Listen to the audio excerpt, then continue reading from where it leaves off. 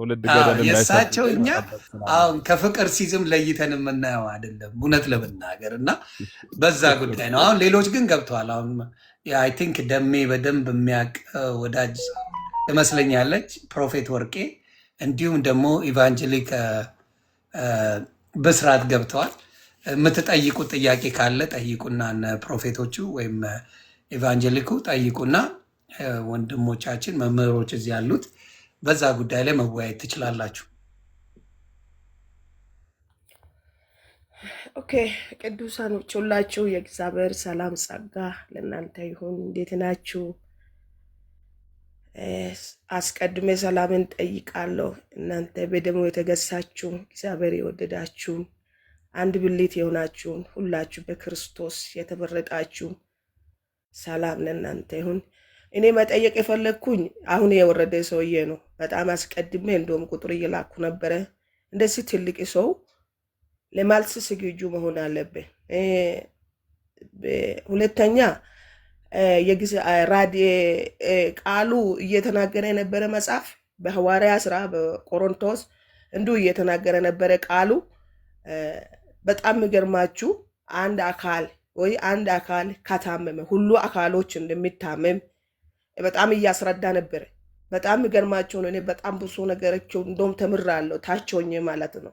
በጣም ደስ ብሎኛል። ምክንያቱ አሁን እየተናገረ ነበረ ወንድሜ። እግዚአብሔር ዘመንን ይባርክና መጽሐፍ ቅዱሳን ሉቃስ ላይ ያለው ሐዋርያ ሥራ ላይ ያለው እየተናገረ ያለው እኮ እውነተኛ ቃል ነው እያወራ ያለው። ነገር ግን ትልቅ ሰው ሆኖ ለጥያቄ መልስ መመለስ አይችልም ማለት በጣም ይከብዳል። እኛ ከሱ ምንድን ነው የሚማር? ምንድን ነው የሚያገኝ ከነርሱ? ለምሳሌ እኔ ሴት ነኝ፣ የማይችል ነገር አይችልም፣ ይሄ ነገር መልሳለሁ፣ ይሄ ነገር አይችልም ካል ኃጢአት አይደለም። እና ትምህርቱ መማር በጣም አስፈላጊ ነው። ይሄ የእግዚአብሔር ቃል ቀጥታ የተጻፈ ቃሉን ታዲያ ወደ ቅዱሳኖች አንጸልም ከተባለ ያዕቆብ 5:17 ላይ ለምንድን ነው ታዲያ የቅዱሳኖች ጸሎት ትልቅ እጅግ ስራ ታደርጋል የተባለ? ለምንድን ነው? ለምሳሌ መጽሐፍ ቅዱስ የጻድቃኖች ጸሎት ይላል እጅግ ትልቅ ስራ ታደርጋለች ይላል። ለምሳሌ አባቶች ለምን ስም እንጠራለን? አብርሃም የይስሐቅ አምላክ የያዕቆብ አምላክ የአባቶች አምላክ ብለን ለምንድን ነው የምጸልየው? ፕሮፌት በጣም ይቅርታና ፕሮፌት ከየት ቤተ እምነት ኖት? ቤተ እምነቶትን ቢነግሩን እንታወቅ ብዬ ነው። እኔ ወንድሜ ደሜ በደሜ ያውቃል። እኔ ነባሪ ነኝ። በነገራችን ላይ ዛሬ ነው ከኔ ጋር ተገናኘ እንጂ እኔ ከኦርቶዶክሶች ወንድማሞች ነባር ነኝ። ነባር የመጀመሪያ ነባር ማለት ነው። ከነሱ ጋር በጣም ብዙ ጊዜ ያሳልፋለሁ። እሺ እንደውም በ2 ወር 3 ወር አልተገናኘም እንጂ የት ቤተ እምነት ነው? የት ቤተ እምነት ነው? እኔ መካነ ኢየሱስ ነኝ። ኦኬ መካነ ኢየሱስ። ኦኬ። ስለዚህ በአጸደ ነፍስ ያሉ ቅዱሳን ስለኛ ይጸልያሉ፣ በጸሎታቸው ያግሱናል፣ ይለምኑላል ብሎ ያምናሉ ፕሮፌት? ኧረ እኔ እኮ መቶ አምናለሁ። እኔ መቶ አንተ ስላልክ ሳይሆን እኔ መጽሐፍ ቅዱስ ስላይልዬ ነው የምረዳው እንጂ አንተ ስለተናገርክ አይደለም። የተጻፈ ቃል ላይ እኔ መጨመር አይችልም ወይ መቀነስ አይችልም። ተጽፏል መጽሐፉ ላይ የተጻፈ ቃል ሞቷል፣ ሞቷል፣ እነኚህ ስለተሞተ እንዳትጠሩ ስሙ የሚል አላየሁም። እኔ እናንተ ብዙ ጊዜ ልጠቀስ ጥቅስ አለ። እሱን ጥቅስ ልስጦትና ብዙ ጊዜ እነዚህ በአጸደ ነፍስ ያሉ ቅዱሳን አያውቁም፣ ስለኛ ስለምድር ስለሚደረገው ነገር አያውቁም ተብሎ በፕሮቴስታንት ወንድሞቻችን የሚጠቀስ ጥቅስ አለ። እሱን ጥቅስ ላንብብሎትና እንዴት እንደሚረዱ እስቲ ልስማ። እዚህ መክብብ ላይ ያለው ማለት ነው። መክብብ 9 ላይ መክብብ 9 ቁጥር 4 ጀምሮ ያለውን ያውቁታል ብዬ አስባለሁ፣ ግን ላንብብሎት። ምን ይላል? ያልሞተ ውሻ ከሞተ አንበሳ ይሻላልና ሰው ከሕያዋን ሁሉ ጋር በአንድነት ቢኖር ተስፋ አለው።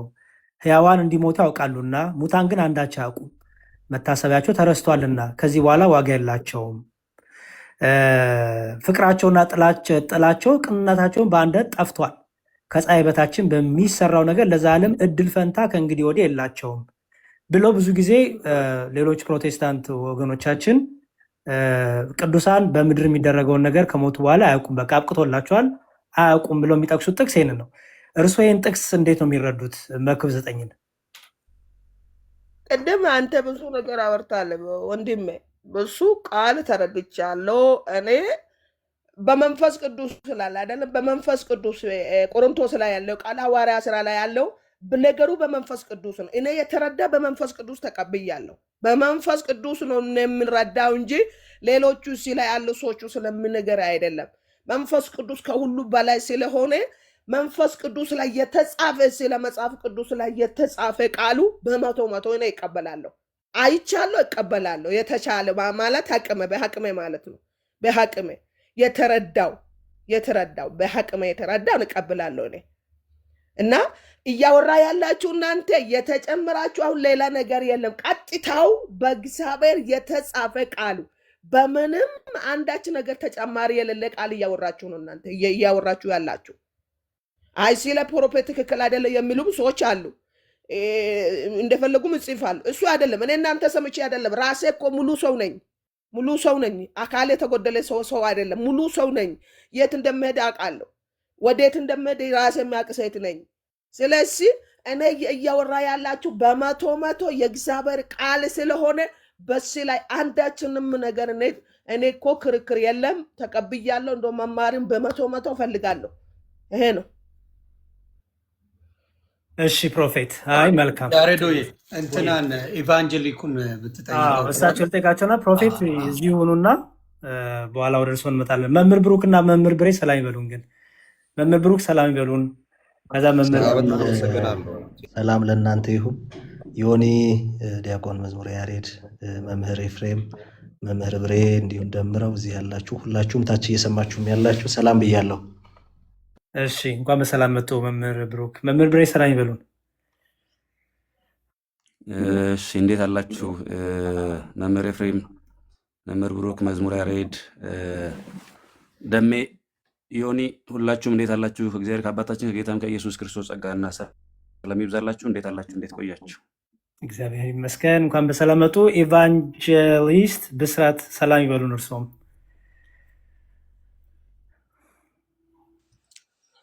ሰላም ናችሁ? የእግዚአብሔር ጸጋ የእግዚአብሔር ሰላም ይብዛላችሁ። ሁላችሁም ሰላም ብያችኋለሁ።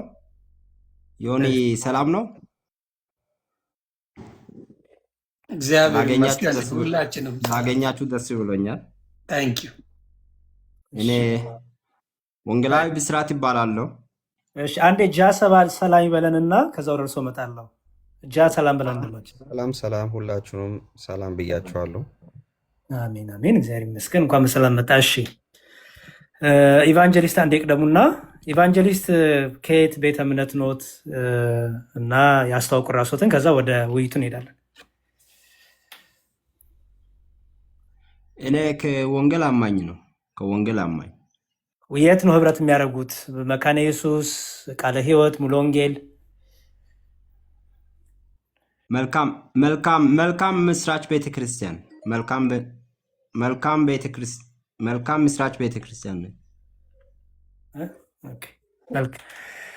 እሺ ኦኬ። ለነገሩ እሺ አሁን የተነጋገርነው ሀሳብ ሰምተውታል? አዎ ሰምቼ ያለው። እሺ ከነቢት ጋር መክብብ 9ን እስቲ አንዴ ከነቢት ጋር ያወራችሁት ጠቅላላ ሲወራ የነበረውን ሰምተውታል? ነብይትንም ጨምሮ። ከዛ ደግሞ እርስዎ ከመግባቱ በፊት የነበረውን ሰምተዋል? አዎ ሰምቻለሁ። በጣም ጥሩ። መክብብ 9ን እስቲ አንዴ ይፍቱልኝ። መክብብ 9 ላይ ቁጥር 4 ላይ ብዙ ጊዜ እኛ ኦርቶዶክሲያንን እዚህ ያለ ነው ከእርስዎና ከፕሮፌት እና ከጃ ውጭ ይመስለኛል ሌሎቻችን ኦርቶዶክሳውያንን እና ብዙ ጊዜ ከፕሮቴስታንት ጋር ከእናንተ ጋር ጥያቄና መልስ ስናደርግ ያው መካነ ኢየሱሶች የሚረዱበት የራሳቸው አለ። አሁን እርስዎን ነው የምፈልገው። የመክብብ 9 ላይ ቁጥር 4 ላይ ያልሞተ ውሻ ከሞተ አንበሳ ይሻላልና ሰው ከሕያዋን ሁሉ ጋር በአንድነት ቢኖር ተስፋ አለው። ሕያዋን እንዲሞቱ ያውቃሉና ሙታን ግን አንዳች አያውቁም፣ መታሰቢያቸው ተረስቷልና ከዚህ በኋላ ዋጋ የላቸውም ይላል። ይሄን ክፍል ያልሞተ ውሻ ተብሎ የተጠሩት እነማን ናቸው? ከሞተ አንበሳ የተባሉት የሞተ አንበሳ የተባሉት እነማን ናቸው? ደግሞ ሙታን የተባሉት እነማን ናቸው? አንዳች አያውቁም የተባሉት እነማን ናቸው? ይሄ በሩጫቸውን ለጨረሱ ለቅዱሳን ለክርስቶስ ምስክሮች የሚጠቀስ ጥቅስ ነው? እንዴት ነው የሚረዱት? ስቴን በአጭሩ ያስረዱና ከዛ ወደ ውይይቱ እንሄዳለን። እሺ አመሰግናለሁ። መጽሐፍ ቅዱስ በተለይ የሚፈታው በመንፈሳዊ ነው። አ፣ ሁላችን እንደምናውቀው እኛ ሁላችን ከአዳም ዘር የመጣን ሰዎች ነን። አዳም እግዚአብሔር ሕያው አድርጎ ነው የፈጠረው እና ሕያዋን ማለት በእግዚአብሔር ቃል መሰረት በመጽሐፍ ቅዱስ ውስጥ ዘፍጥረት ምዕራፍ 1 ከቁጥር 26 ላይ እግዚአብሔር አምላክ ሰውን በመልኩ በአምሳሉ ፈጠረ ነው የሚለው። እግዚአብሔር አምላክ ሰውን በመልኩ በአምሳሉ ፈጠረ ማለት የእግዚአብሔር አምሳል የእግዚአብሔር ባህሪ ሕያው ነው፣ ዘላለማዊ ነው፣ የማይሞት ማለት ነው። ስለዚህ በአዳም ውስጥ አዳምን ከምድር አፈር ካበጀ በኋላ ሕያው የሆነው ነፍስ የማይሞት ማለት ነው። ቅዱስ የሆነችው ፍጹም የሆነችውን ማንነቱን በሰው ውስጥ አስቀምጧል ነው። ነገር ግን ከጊዜ በኋላ እግዚአብሔር ዘፍጥረት ምዕራፍ 2 ከቁጥር 17 ላይ ነገር ግን መልካምና ክፉን ከሚያስታውቀው ዛፍ አትብላ፣ እርሱ በበላ ቀን ሞትን ትሞታለህ ነው ያለው። ኤቫንጀሊስት በጣም ይቅር ይበሉኝ እሺ። በጣም ከታላቅ አክብሮና ትህትና ጋር ነው። አንደኛ ብዙ ሰው ገስት ላይም ስላለ እድል እንድንሰጣቸው ነው። አይ ዶንት ቲንክ ጥያቄን ወይ በደንብ አላስተውሉት ይሆናል ወይ ስራ ላይ ሆነው ይሆናል ያይሰሙኝ። ጥያቄ የነበረው መክብብ 9 ቁጥር 4 ላይ ያለው ነው ወይ? ይህን ጥያቄ ሌላ ሰው ልስጥና እርሶ የቤተ እምነቶትን የተመለከተ ጥያቄ ልጠይቁት። ቤተ እምነቶት ይቅርታ ሰምቻለሁ፣ ጥያቄው ሰምቻለሁ። ወደ ማብራሪያ እየሰጣው ነበርኩ፣ ማብራሪያውን እየሰጣው ነኝ። ትንሽ አንድ 2 ደቂቃ ስጠኝና የመጣው ለምን ያልሞተ ውሻ ከሞተ አንበሳ ይሻላልና ነው ጥያቄው። ማን ነው የሞተ ውሻ የተባለው? ያልሞተ ውሻ የተባለው ማን ነው? በአጭሩ ይመልሱልኝ ባኮት። ወደዚህ እየመጣው ነበርኩና ማለት በአጭር መመለስ ስለማይችል ነው። መጽሐፍ ቅዱስ ከመጽሐፍ ቅዱስ ጋር በማገናኘት ነው እንጂ ለምን መሰለው እዚህ ያሉት ሁሉም ዘፍጥረትን በደንብ ጠንቀን ያጠናን የተማርነን እና ህዝቡን ብዙ ያውቀዋል። አሁን እኔ የፈለኩት በተለይ ከቅዱሳን ጸሎት ጋር የተገናኘ ስለሆነ የሞቱት በአጸደ ነፍስ ያሉ በስጋ የተለዩን ቅዱሳን ምንም አያውቁም፣ አይሰሙም፣ በምድር ላይ የሚደረገውን ነገር ፈጽሞ አያውቁም የሚል የፕሮቴስታንት ወንድሞቻችን ሙግት ስላለ እርሶ እንደ አንድ ፕሮቴስታንት ያልሞተ ውሻ ከሞተ አንበሳ ይሻላል የሚለውን የመክብብ ቃል ያልሞተ ውሻ የተባለው ማን ነው? የሞተ አንበሳ የተባለው ማን ነው? ሙታን አንዳች ያውቁን ተብሎ ሙታን ተብለው የተጠሩት እነማን ናቸው? መታሰቢያቸው ተረስቷል የተባሉት እነዚህ ሙታን ተብለው የጠሩት እነማን ናቸው? ይሄን ይመልሱልኝ። መታሰባቸው የተረሳቸው ሰዎች እነዚህ ሰዎች ኃጢአተኞች ናቸው። በእግዚአብሔር ዘንድ መታሰባቸው የተረሳቸው ሰዎች ኃጢአተኞች ብቻ ናቸው እንጂ ቅዱሳን አይደሉም። የቅዱሳን መታሰቢያ አለ። ስለዚህ ነገር ግን ቆይ ጣልቃ አትግቡና ጥያቄውን በደንብ ለመረዳት ትንሽ ማለ ከገቡ ለማስረዳት አይመቸኝም። ስለዚህ መጽሐፍ ቅዱስ ላይ 2 ሰዎች አሉ። በሞትና በሕያዋን መካከል እግዚአብሔር የሚያስቀምጣቸው ሰዎች አሉ። ለምን ሞታ ናቸው ብሎ እግዚአብሔር ያስቀመጣቸው ሰዎች ኃጢአተኞች ናቸው። እነዛ ሰዎች ወደ ሲኦል የሚመለሱት ናቸው። ነገር ግን ሕያዋን ናቸው ብሎ መጽሐፍ ቅዱስ ያስቀመጠው ምክንያት ጻድቃን ናቸው ማለት ነው፣ ቅዱሳን ናቸው። ስለዚህ የሞቱት ኃጢአተኞች ናቸው፣ ሕያዋን የሆኑት ጻድቃን ናቸው እና ጻድቃን የሆኑት በእግዚአብሔር ዘንድ መታሰቢያቸው አለ ለዘላለም ማለት ነው። ስለዚህ እኛ አሁን በሞታን ውስጥ ነን ወይ ሕያዋን ውስጥ ነን የሚለውን ጥያቄ ቢታነሱ ጥሩ ነበረ። ለምን እኛ ሕይወትን ያገኘን ሰዎች ጻድቃን ነን ነው። ጻድቃን ነን። ጻድቃን ከሆነን በእግዚአብሔር ዘንድ መታሰቢያ አለ።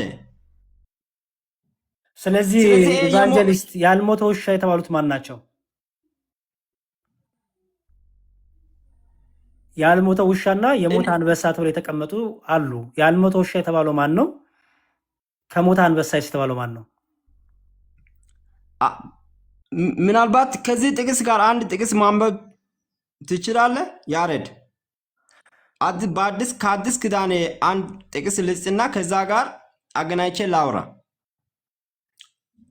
እሺ እሺ እሺ። የብዙ ሰው ደቂቃ እንዳንፈጅ ብዬ ነው እኮ። እሺ እሺ፣ አንድ ደቂቃ። ለምን ይሄን አይሉኝም? እንደዚህ አድርጉልኝ። ያልሞተው ውሻ የተባለው ኃጢአተኛ ኩኑ ኃጢአተኛ፣ ቅዱሳን ኩኑ ቅዱሳን፣ የሞተ አንበሳ የተባሉት ኃጢአተኛ ኩኑ ኃጢአተኛ፣ ቅዱሳን ኩኑ ቅዱሳን ብለው ይፍቱልኝ። አዎ ልሰጥ እኮ ነው። ኤፌሶን ምዕራፍ 2 ከቁጥር 19 ላይ ያለው ቃል አንብብና ከዛ ያሳያል ቃሉ ማለት ነው። እሺ ኤፌሶን ምዕራፍ 2 ከቁጥር 19 እንግዲህስ ከእንግዲህ ወዲህ ከቅዱሳን ጋራ ባላገሮችና የእግዚአብሔር ቤተሰቦች ናችሁ እንጂ እንግዶችና መጻተኞች አይደላችሁም። አዎ በዚህ ቃል መሰረት ቅዱሳን ጋር ባላጋሮችና የእግዚአብሔር ቤተሰቦች ናቸው የተባሉት ሕያዋን የሆኑት ናቸው ነው። ምንም ኃያል ቢሆኑም ምንም እንደ አንበሳ የሆኑ ሰዎች ቢሆኑም የሞቱት እንደ ኃጢአተኞች ናቸው፣ ወደ እግዚአብሔር ቤተሰቦች ያልመጡት ናቸው ነው መጽሐፍ ቅዱስ የሚያወራው። ምናልባት ከዚህ በፊት ሌላ ፍቺ ልታገኙ ትችላላችሁ፣ ግን መጽሐፍ ቅዱስ የሚናገረው ትርጉም ይህ ነው። ወደ እግዚአብሔር ቤት ወደ እግዚአብሔር ልጅነት ያልመጡ ሰዎች ሁሉ ኃያል ቢመስሉም ሕያዋን ቢመስሉም እንኳን የሞቱት አንበሳ ናቸው ነው። በሕይወታቸው ውስጥ በልባቸው ውስጥ ኃጢአት አላቸው። ስለዚህ ከእግዚአብሔር ማህበር ጋር ምንም ግንኙነት የላቸውም፣ የእግዚአብሔር ልጆች አይደሉም ነው። ያልሞተ ውሻ ወይስ የሞተው አንበሳ? የሞተ አንበሳ ማለት ነው። የሞተ አንበሳ ሞቷል ማለት የሞተ ነው ማለት ነው። ሞቷል። ከእግዚአብሔር ዓለም ጋር በእግዚአብሔር ዓለም ሞት የለም። ስለዚህ የእግዚአብሔር ዓለም ሕያዋን ስለሆነ በእግዚአብሔር ዓለም ላይ ብርሃን ስለሆነ ወደ ብርሃን ያልመጡ ሰዎች የሞቱት ናቸው ነው። ስለዚህ የሞተ አንበሳ የተባሉት ኃጢአተኛ ናቸው እንጂ ጻድቃኑ ቅዱሳኑ አይደሉም። ስለዚህ ሕያዋን እንዲሞት ያውቃሉና ሙታን ግን አንዳች አያውቁም የተባሉ ሙታን የተባሉት ቅዱሳን ሳይሆኑ ኃጢአን ናቸው። አዎ ኃጢአን ናቸው። መታሰቢያቸው የተረሳውም ኃጢአን ናቸው እንጂ ቅዱሳን አይደሉም። ቅዱሳን አይደሉም። በጣም ጥሩ። ቅዱሳን መታሰቢያ ለዘላለማዊ ነው። በጣም ጥሩ። ቅዱሳን ከእግዚአብሔር ጋር ለዘላለም ነው የሚኖሩት። በጣም ጥሩ። እሺ፣ በጣም መልካም። አንድ ኢቫንጀሊስት አንድ ሚዩት አድርጊልኝ። ግን አንድ ጥያቄ በዚህ ልጠይቅ አንተን። እሺ ጠይቁኛል። አንድ ኢቫንጀሊስት አንድ ሚዩት አድርጉልኝ። አንድ ይቀርባሉ። አንድ ሚዩትን ክፈት። እሺ ከየት ቤተ እምነት ነው ወንድም አለም? እኔ ከህይወት ብርሃን። ህይወት ብርሃን። በጣም ጥሩ። አሁን መክብብን እንዴት ነው የምትረዳው አንተ?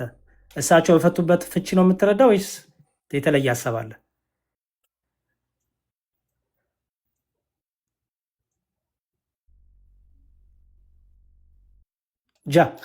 ተደውሎበት ነው።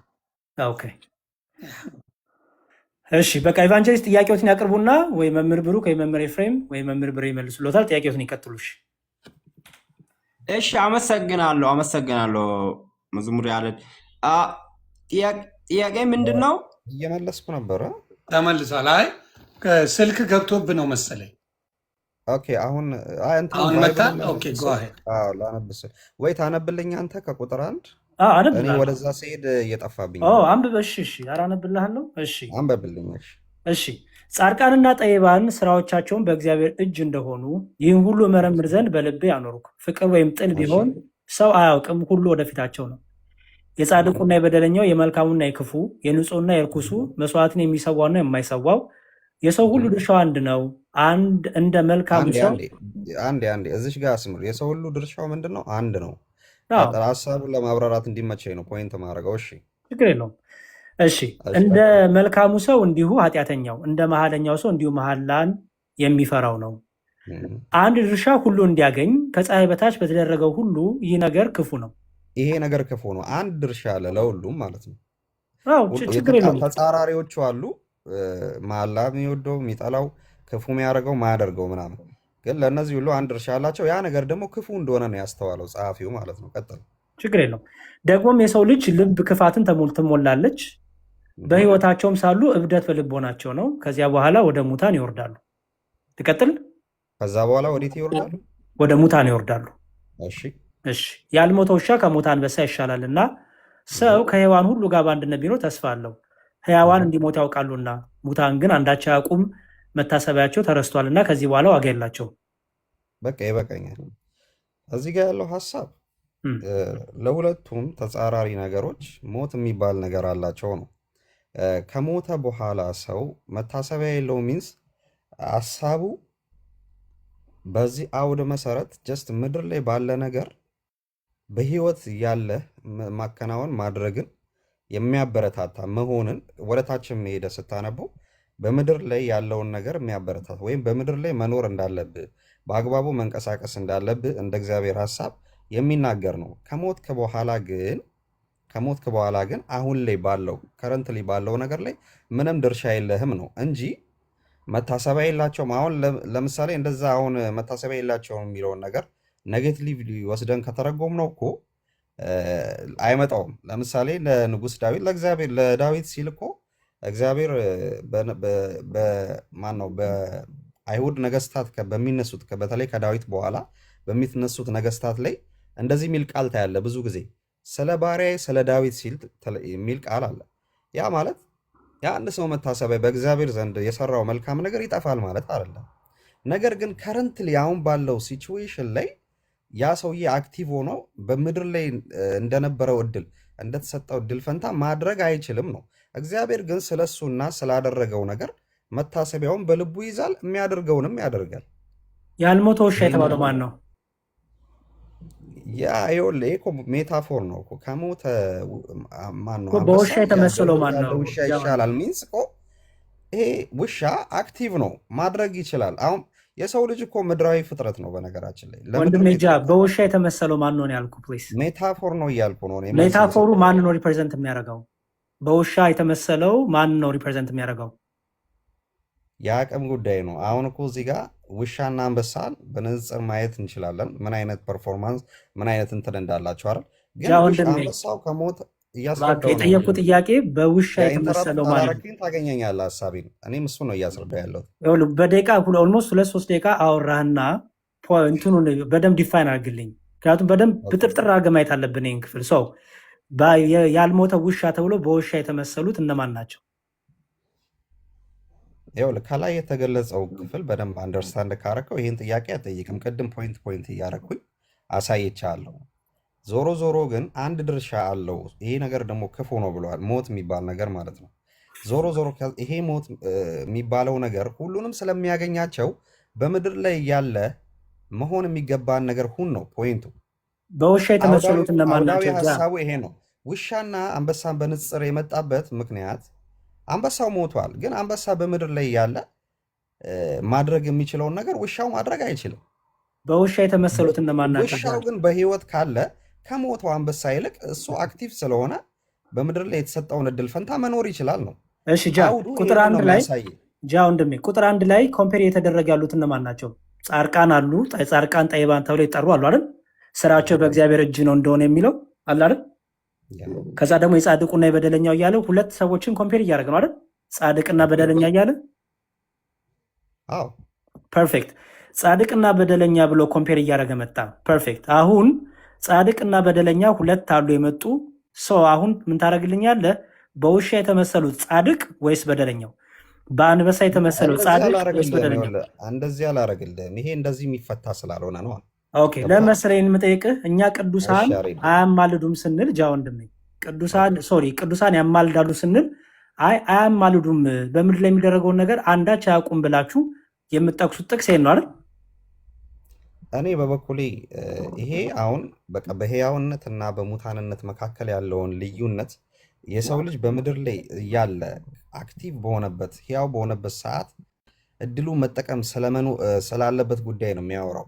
ስለ ቅዱሳን አማላጅነት ሌላ ጉዳይ ነው፣ ሌላ ታሪክ ነው። በቃ ስለዚህ ስለ ቅዱሳን አማላጅነት የሆነ ነገር አለው። አሁን ይህንን የሚጠቅሱ ሰዎች ይኖራሉ፣ ግን ስለአንተ ነው ወንድሜ፣ ስለአንተ አንተ ይህን ጥቅስ ጠቅሶ አለ ቅዱሳን አያማልዱ ለማለት ቅዱሳን አያማልዱም ለማለት ሲጀመር ማለት ነው እኔ ምልጃ የትኛው ምልጃ ብለህ መጠየቅ አለብህ።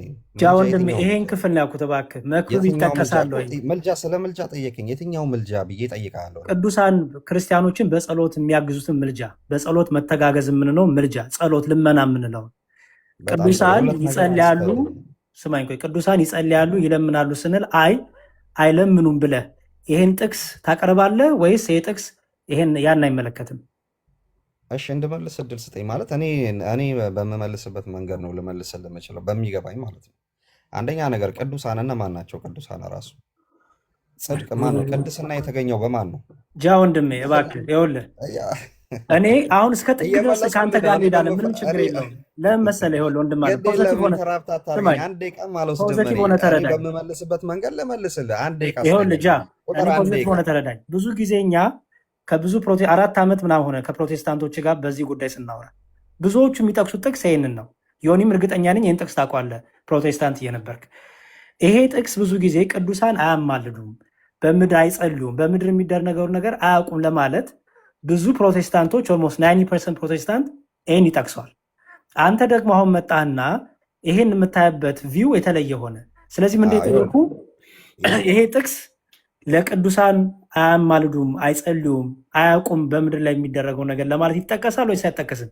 ይጠቀሳል ካልከኝ እኔ ብዙ ጊዜ የመጽሐፍ ቅዱስ አረዳዴ አውዳዊ ፍቺን እከተላለሁ።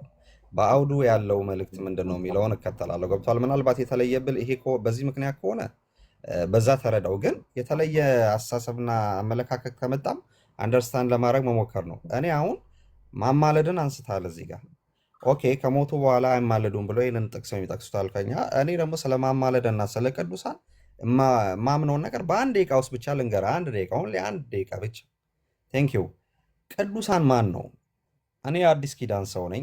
በኢየሱስ ክርስቶስ አምኜ ወይም ደግሞ ከክርስቶስ ሞትና ልደትና ሞት በኋላ ያለን ህዝቦች ነን እኛ። በአዲስ ኪዳን ውስጥ ያለ ነው አይደል? ቅዱሳን ቅድስና የተቆጠረው በማን ነው? በክርስቶስ ነው። ስለዚህ ቅዱሳን ብሎ እግዚአብሔር የሚጠራቸው እነማንን ነው? አሁን ላይ በአዲስ ኪዳን በኢየሱስ ክርስቶስ ያመነ አምኖ የዳነ ሁሉ ቅዱሳን ነው።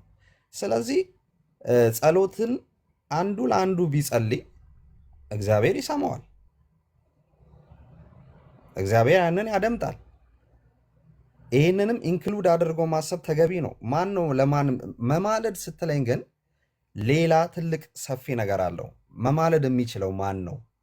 መጽሐፍ ቅዱስ በጢሞቴዎስ መልእክት ላይ መካከለኛነትን ለኢየሱስ ክርስቶስ ብቻ ያለ ነገር እንደሆነ ይነግራል። መካከለኛ ሆኖ ሰዎችን ከእግዚአብሔር ጋር የሚያስታርቀው ኢየሱስ ክርስቶስ ብቻ ነው። ምልጃ ማለት ማለት ነው የቻለበት ደግሞ የራሱ የሆነ ብቃት ያለው እሱ ብቻ ስለሆነ ነው። ምልጃ ማለት ማለት ማማለድን የማየው እኔ ከእግዚአብሔር ጋር ማስታረቅን በዚህ መልኩ ነው። ግን ሰው ለሰው የሚጸልየውን ነገር ማንኛውም ቅዱሳን ማድረግ ይችላል። ሌላንተ መጸለይ ይችላለሁ። ማማለድ ማለት ማለት ነው። ለምሳሌ ኢየሱስ ክርስቶስ ያማልዳል ስትል ምን ይላል እያልክ ነው? በደሙ ያስታርቃል ማለት ነው። ኦኬ። ስለዚህ ስለ ክርስቶስ ስናወራ እንደዚህ ያደርግላቸው እባክህ ምናምን አይደለም። ስለ ክርስቶስ ስናወራ ልዩ ብቃትም የተሰጠው ለሱ ብቻ ነው፣ ሰውና አምላክ ስለሆነ። ስለ ክርስቶስ ስናወራ ስለ ቤዛነቱ ስለ ደሙ ማፍሰስ ነው የምናወራ አይደል? ያ ዳስ ማማለድ ስለኛ የሚማልደው። እሺ፣ አሁን ግን እየጠየኩ ያለው ስለ ቅዱሳን ነው፣ ስለ ጸሎት። ቅዱሳን ስለሚያደርጉት ጸሎት ልመና ጸሎት ልመና ከሆነ ኦኬ፣ ጸሎት ልመና ከሆነ እኮ ሁሉም ቅዱሳን ማድረግ ይችላሉ። በክርስቶስ ያመነ ሁሉ ቅዱስ ነው፣ ቅድስና ተቆጥሮታል። እዚሁ አንደኛ ቆሮንቶስ ላይ ሀሳቡን ላሳይ ይችላለሁ፣ ምዕራፍ 2 ላይ። ስለዚህ በሰማይ ያሉ በአጸደ ነፍስ ያሉ ቅዱሳን ስለኛ ይማልዳሉ። ዳዝን ሜክ ሴንስ ይኸውልህ፣ ማለዱ አሁን ጸለዩ ማለዱ ማለት የቤዛነትን ስራ ይሰራሉ ከሆነ ኢስ ሮንግ። ማን ያለው እንደዛ ነች አልኩኝ። ይጸልያሉ ብለህ ካልከኝ መዝሙር ያሬድ ጸሎት ያስተላልፋሉ ብለህ ካልከኝ ግን ይሄ ለደህንነት ማለት ነው፣ መሰረታዊ ነገር አይደለም። እኔ በክርስቶስ ቤዛነት ከዳንኩኝ በኋላ በክርስቶስ ቤዛነት ከዳንኩኝ በኋላ ጸሎትን እንዳወረድል እየሰጠኝ አይደለም። እያወራ ስለሆነ እኮ ነው የማይሰማ። በአንድ ቃላት ይገባልና መዝሙር እድል ሰጠኝ። አንዴ ስንት ጊዜ እድል ተሰጠ ስታወራ? ቢያንስ ጆሮህንም ከፍተህ ብታወራ የሚልህን እኮ አሁን ይኸውልህ እንትን ግራውንድ ያለው ሀሳብ አንድ ጊዜ እያወራሁ ስለሆነ አዳምጠው አታክ አዳምጠው። ለማድረግ ነው እየሄዳችሁ ያላችሁት። ሀሳብ ጨረስክ? ሀሳብ አልቆብህ ነው? ቆይ አዳምጠውና በፍጹም አንድ ታወራለህ። ቃል ሳውራ አንድ አታክ እየገባብኝ እንዴት ላውራ? አንድ ቃል ስጠኝና እየተወያያችሁ ልጨርስ፣ ነው። ከዛ በኋላ ልስማህ። እኔ እስካሁን እኮ እያወራህ ያለው አንተ ነህ። ጃ አሁን እንትን ማለት ጀመርክ እንጂ እስካሁንም እያወራህ ያለው አንተ ነህ። ስለዚህ እኛ እያልን ያለ ነው አሁን ቢያንስ ስታወራ እያዳመጥክ፣ አፍህም ሲከፈት ጆሮህ ዝግ መሆን የለበትም፣ ጆሮህም ክፍት መሆን አለበት። ስለዚህ እየተደማመጣችሁ አውሩ። የሚጠይቅን እየተወያያችሁ እስከሆነ ድረስ ልክ ነህ መደማመጡ ይለው። ባሮክ፣ ልክ ስለዚህ ነህ። መዝሙረ ጆሮ ጋር የሚኖረው ሀሳብ ገብቷል። ሀሳብ ስትጨርስ ሰምቼክ እኔ ከዛ ባወራ እንደዛ ነው የሚሻለው። አልሰማኸውም እኮ ከዛ በኋላ መጀመሪያ ጥያቄ አልሰማኸውም። ካለ እየጠየከኝ ቢሆን ነው የሚሻለው። ጃ ርዕሳችን ምንድን አልሰማኸውም ነው? አልሰማኸውም። መምህር ብሩክ በዚህ እናስተካክለው። ጃ ርዕሳችን ምንድን ነበር? ርዕሳችን በአጸደ ነፍስ ያሉ ቅዱሳን ስለኛ በምድር ላይ ስላለን ይጸልያሉ፣ ይለምናሉ ወይስ አይጸልዩም፣ አይለምኑም? ይሄ ነው ርዕሳችን። በቃ እዚህ ላይ ፎከስ አድርገህ ሀሳብን ስጥ። አይጸልዩም አይለምኑም ካልክ ማስረጃን አቅርብ። እኔ ደግሞ ይጸልያሉ ይለምናሉ ምልበትን አሳይሃለሁ። አንተ ግን አሁን አይጸልዩም አይለምኑም ከሆነ አርጊመንት ቅዱሳን ላይ ፎከስ አድርገህ እሱ ላይ መልስልኝ ፕሊዝ። ቅዱሳን ይኸውልህ፣ እኔ አሁን ከሞት በኋላ ስላለው ነገር ማለት ነው አንደኛ ለህይወቴ ለመዳኔ በጣም ጠቃሚ የሚሆኑ ነገሮች ላይ ትኩረት አደርጋለሁ። ቅዱሳን ግን ይጸልያሉ። አንዱ ለአንዱ ቢጸልይ ጸሎቱ ይሰማለታል ወይ ካልክ እኔ ራሴ ቅዱሳን ነኝ።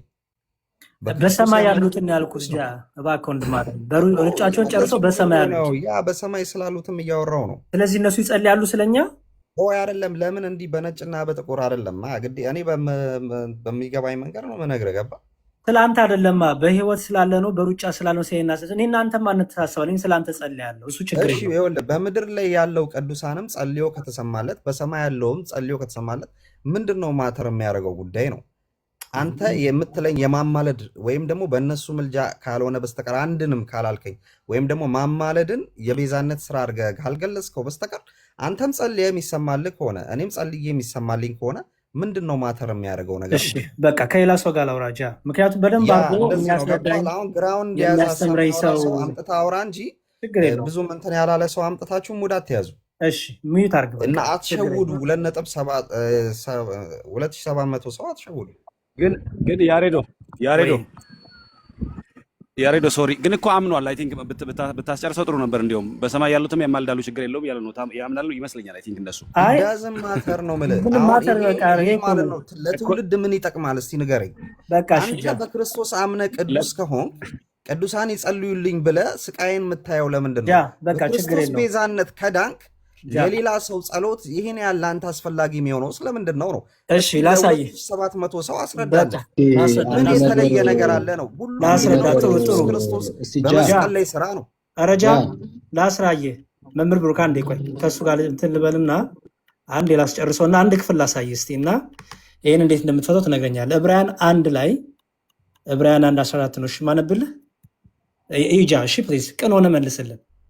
እሺ እንዲህ ይላል ከቶ ለማን ብለዋል አለና ሁሉ መዳንን ይወርሱ ዘንድ ስላላቸው፣ አስተውል፣ ሁሉ መዳንን ይወርሱ ዘንድ ስላላቸው ለማገዝ የሚላኩ የሚያገለግሉ መናፍስት አይደሉምን ይላል። ኦኬ ይሄ መዳን ምን አይነት መዳን ነው?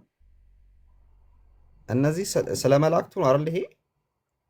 ይሄ መዳን ምን አይነት መዳን ነው? ያ ግን ስለ መላእክቱን ነው አሁን እየተናገረ ያለው አይደል? የሚድኑትን የሚያግዙ ናቸው የተባለው መላእክቱን ነው። ምን አይነት መዳን ነው ይሄ መዳን? የዘላለም ሕይወት ነው። ስለኛ መጀመሪያ ስለ መላእክት ነው አይደል? መላእክቱ የሚድኑትን የሚያግዙ ናቸው ነው እየተባለ ያለው። አዎ ምን አይነት መዳን ነው ይሄ መዳን? አንዴ ይቅርታ አድርጉልኝ እታች ያላችሁ ወገኖቼ፣ መዳን እባካችሁ አንዴ ይሰማል ነው? እየሰማህ አይደለም? ቀጥል። እየሰማኸኝ ነው ብራታ? እሺ ዮኒ። ኦኬ ቴንክ ዩ። እዚህ ጋር ያሉትን አደራ ፔጄ ላይ ያሉትን ጃም ይሁን ኢቫንጀሊክም ፕሮፌትም መዝሙር ያሬድም ሌሎች አባቶቻችንም ወንድም እባካችሁ አትስደቡብኝ። መስደብ ከፈለጋችሁ እኔን ስደቡ። ሌሎቹ ሊወያዩ ነው፣ ያልገባቸውን ሊረዳዱ ነው፣ አንደርስታንድ ለመደራረግ ነው። እባካችሁ ማናቸውንም ፔጄ ላይ የገቡትን አትስደቡ። መስደብ ከፈለጋችሁ እኔን እርገጡ። ታንኪዩ። ይረዳዱ። እሺ ጃ ወንድም አለም መዳን የተባለው ይሄ የዘላለም ሕይወት ነው አይደለም? ነው። ፐርፌክት። መዳንን እንዲወርሱ ማለት የዘላለም ሕይወትን እንዲያገኙ ማለት ነው አይደል? የወርሱ ዘንድ ላላቸው ለማገዝ ኦኬ። እንዲያገኙ ሳይሆን ኦልሬዲ ያገኙ ናቸው። አይ ይወርሱ ዘንድ ነው የሚለው አይደለ? የሚወረስ ነው መዳኑ ይላል። ይህ መዳን ይወርሱ ዘንድ ነው የሚለው፣ የሚወረስ ነው፣ ገና ወደፊት ነው። ይወርሱ ዘንድ ነው የሚለው። ያ ኦኬ። አየሁ አይደለ ወንድም አለም? አብራራው ሀሳቡ። እሺ ላንብብልና ታብራራለህ ጥያቄውን። ይህን የዘላለም ሕይወት ይወርሱ ዘንድ ቅድምን ብላል። ኢየሱስ ክርስቶስ ሞቷል፣ በቂያችን ነው፣ የማንንም እገዛ የማንንም ልመና አንፈልግም እያልክ ነበረ። በቃ ምን አስጨነቀን፣ ምን ይሰራልናል ስትል ነበረ። እዚህ ጋር ቅዱስ ጳውሎስ ምን አለ? ሁሉ መዳንን ይወርሱ ዘንድ ስላላቸው አለና ለማገዝ ይላል። ለማገዝ የሚላኩ የሚያገለግሉም መናፍስት አይደሉም ይላል። አሁን አንተን የምጠይቅ ጥያቄ እዚህ ጋር መላእክቱ አንተ ቅድም እገዛ አያስፈልገኝም፣ ጸሎት አያስፈልግም፣ ምንም የሌላ ሰው የሌላ ፍጡር እገዛ አያስፈልገኝም፣ በቃ ክርስቶስ ቤዛ ሆኖ ሞቶልኛል፣ በቃ ይሄን ካወቅኩኝ በቂ ነው ስትል ነበረ። ኦኬ። እዚህ ጋር ግን ራሱ ቅዱስ ጳውሎስ ከእግዚአብሔር ዘንድ ተልከው የዘላለም ሕይወት እንድንወርስ የሚያግዙንና የሚያገለግሉን መናፍስት ወይም መላእክት አይደሉምን ይላል። ይሄ እንዴት ነው የምትፈታው? በጣም ጥሩ ግን ዲስተርብ እንዳታደርገኝ። እኔ አላረግንም ወንድም አለም፣ ርዕሱን ጠብቀ ብቻ ሂድ። በጣም አመሰግናለሁ። ርዕሱ ላይ ነኝ። አንተ አሁን ይህን ክፍል መዳንን እንድንወርስ የሚያግዙ ነው በሚል ነው የወሰድከው። አውዱ ግን ያንን ያወራል ወይ ነው? ችግር የለም አውዱ ፍታው። ስለ ሙሴ ያወራል መጀመሪያ፣ ከዛ በኋላ ስለ መላእክቱ ያወራል፣ ስለ ቅዱሳን ከክርስቶስ ጋር ያነጻጸረ ክርስቶስ ማን እንደሆነ የሚያሳይ ክፍል ነው። አንተ ይህንን በደንብ በልቦና ይገባሃል ብዬ አስባለሁ። ይሄ ክፍል እዚህ ቦታ ላይ ያ እየተወራ መጥቶ ስለ መላእክቱ ሲልና ደግሞ መላእክቱ ሊድኑ ዘንድ ያላቸውን ይላል። ኦልሬዲ ሊድኑ ዘንድ ያሉ ናቸው። ኦልሬዲ እነዚህ ሰዎች ለመዳን የተቀጠሩ ድነትን ያገኙ ነው። አሁን እዚህ ጋር መዳን ምንድን ነው፣ መዳንን እንዴት እንመለከተዋለን የሚለው ነገር ይወስኗል። ገብቷል? እኔ አሁን ለምሳሌ መዳን ፕሬዘንትም ነው ፓስትም ነው ፕሬዘንት ኮንቲኒየስም ነው እንጂ አሁን ለምሳሌ ዮሐንስ ወንጌል ምዕራፍ 3:6 ላይ ምንድን ነው የሚለው? እግዚአብሔር ዓለም በልጇ የራሱን ሀሳብ ነው እያወራ ያለው። ያስረዳው ነው። ፕሊዝ ዲስተርብ አታርገኝ። ደቂቃ ልስጠውና ብዬ ነው። ዲስተርብ አታርገኝ። ሀሳብ ፍሎ አግኝተህ ነው ሀሳብ በቃ ይጨርስና አይ ቲንክ በቃ አዳምጥ ፕሊዝ። እንትን ቃላቶችን ፕሊዝ ተጠንትን በል። እኔ እስካሁን አክብሬ ነው እያወራ ያለሁት። እሺ በጣም ይቅርታ ያለ ፕሊዝ፣ ቃልህን በጣም ተጠንቀቅ። ችግር የለውም። ቀጥል። አሁን ለምሳሌ አንዳንድ ቦታ ላይ ሰው በክርስቶስ አምኖ እንዲድን ነው ይላል። እንዲድን ነው ማለት ኦኬ፣ ገና አምኖ እንዲድን ነው። ከዛ ድነናል የሚል እንትን ያለው ቦታም ደግሞ አለ። ኦልሬዲ በክርስቶስ አምነን ድነን ይላል ጳውሎስ። ለምሳሌ ገላትያ ላይ እኛ ራሳችን በሕግ ምንኖር በሕግ እንደማይጸደቅ አውቀን በክርስቶስ አምነን ድነናል ይላል። ኦልሬዲ የሚል ነገር ይሰጣል አይደለ? ስለዚህ ድነናል እየዳን ነው እንድናል የሚለውን ትምህርት ትቀበለዋለህ? እኔ ድነናል ብዬ ነው ሙሉ ለሙሉ መወስደው። ግን ይሄ የመዳን አሁን በየኮንቴክስቱ የተገለጸው መዳን በተለያየ መንገድ ይፈታል። ለምሳሌ የስጋችን ሙሉ መለወጥ የመጨረሻው ማለት ነው ትንሣኤ የሚሆንበትን ፓርት ገና ፊውቸሪስቲክ ስለሆነ እንድናለን በሚለው ይገለጻል። ያ ስለ ድነናል። የሰው ልጅ ግን ነፍሱ በክርስቶስ በማመኑ ወደ ፍርድ የሚመለስበት ምክንያት የለም ካልካደ በስተቀር ብዬ ነው ማምነው። እኔ በማመን ነው የዳነው ካልካደ በስተቀር ከዛ የሚያወጣው ነገር የለም ብዬ አምናለሁ እኔ። ስለዚህ ድነናል፣ ግን ገና ደግሞ ወደፊት ደግሞ የምንወርሰው መዳን አለ ገና አይደል? የስጋችን መለወጥ እሱ ላይ ዲስከስ እናደርጋለን። እዚህ ጋር አሁን ተመለስልኝበትን ማለት ነው። እዚህ ጋር ተመለስልኝና አሁን ይሄ የሚወረሰው መዳን የቱ መዳን ነው? እዚህ ጋር ሁሉ መዳንን ይወርሱ ዘንድ ነው የሚለው። የሚወረስ መዳን ነው፣ ፊውቸር ነው አይደል? ያ ስላላቸው ስለሚል አየው። እዚህ አሁን አማርኛው እንትን አደረገው እንጂ በሌሎች ትርጉሞች ማለት ወይ እንግሊዝኛው ማምጠቀም በምን ነው ላምጣልህ? ምን ላምጣልህ? እሺ አዲሱ መደበኛ ትርጉም አምጣልኝ እስቲ። ኦኬ እሺ፣ ያ አዲሱ መደበኛ ትርጉም እሺ፣ ይሄው አዲሱ መደበኛ ትርጉም ነው። እሺ ያው እሺ፣ የትኛው? ኦኬ ከማጥኛ ጽሑፍ ጋር ያለው። አውቀዋለሁ። ኦኬ ስታነባ አውቀዋለሁ። አዎ እሺ፣ በጣም ይቅርታ መምህራን፣ በቃ ጨርሻለሁ እኔ። አንድ የሱ ከሱ ጋር ጨርስና ትቀጥላላችሁ። ረጅም ሰዓት ቁጭ አደረኳችሁ። እሺ ያው 1:14 እንዲህ ይላል። 1:14